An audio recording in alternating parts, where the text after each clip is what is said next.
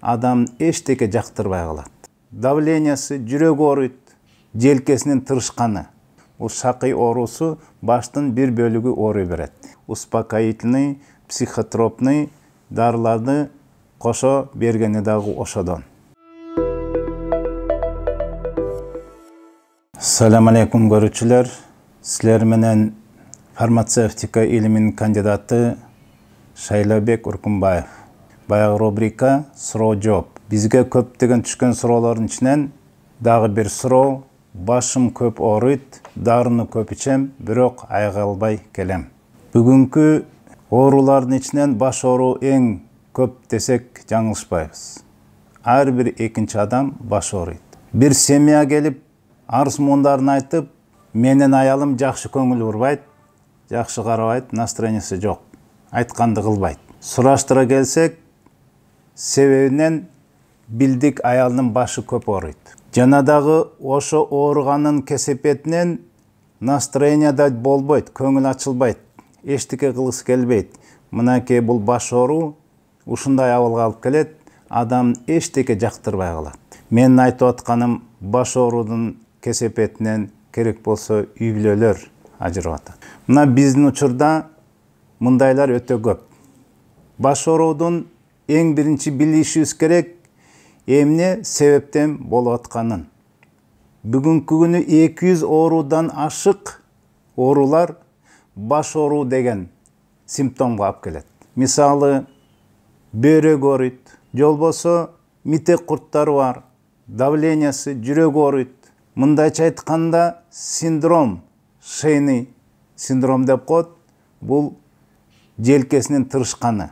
Желкесини ушунчалык тырышат, кан жакшы айланбай ошо барып туруп дагы баш ооруйт. Ооруганда дагы муну шакый деп коет. Араб тилинен да шакыйдан келген. Бул шакый оорусу баштын бир бөлүгү ооруй берет. Медицинада энцефалограмма тартат, ага компьютерне томограмма тартат. Эч бир себеп таппайт, эч кандай өзгөрүүлөр жок. Мына андан кийин дарылоо башталат, ноотроп деген болот. Ноотроп менен психостимуляторларды салат, же болбосо ноотроп менен жанагы анальгетик деп коет.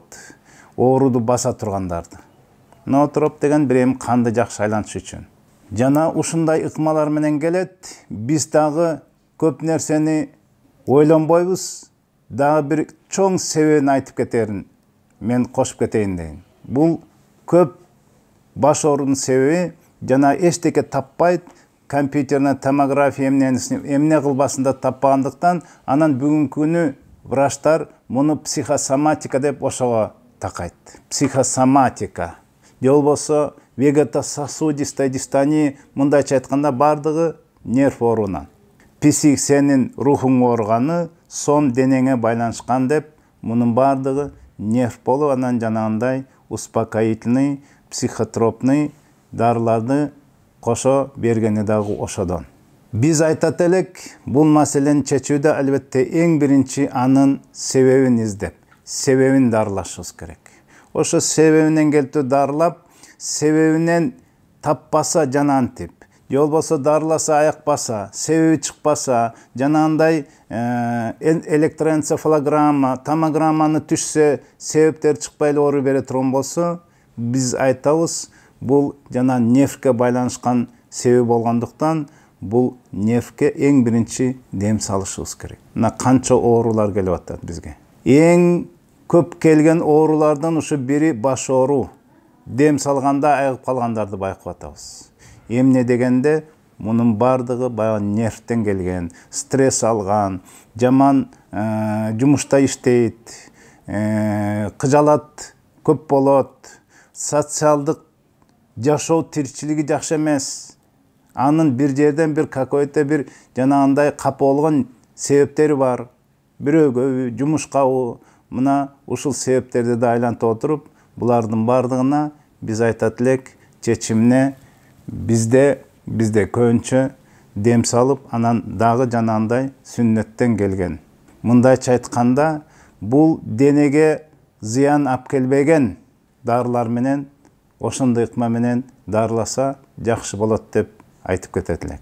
эч кандай химиялыгы жок нукра чөптөн жасалган, тамырлардан, уруктардан, Курандан келген жана шарияттан, сүннөттөн келген. Бизде ошондо Сенна мед клиникасына тиешелүү дарылар менен биз дарылап, ошол ыкманы пайдаланып, андан тышкары шакый оорусуна эң жакшы жардам берген хижаманы тиешелүү бир точкаларга кан алып, жакшыртуу жолу менен баш оорулардагы аяк кандарды көрүп атабыз. Урматтуу мусулман бир туугандар, эгерде биздин рубрика жакса, же болбосо бир ушундай көйгөй тийген баш оору же башка ооруларга, бир аяк канга себеп болгонго силер дагы бир салым кошкуңар келсе, биздин ушу баракчабызга бизге ошо подписация кылып туруп жардам берип койгула, башкалар менен бөлүшүп койгула. Суроо жоопторго жооп бергенге жолугушканча, мен силер менен ассаламу алейкум, рахматуллахи ва баракатух.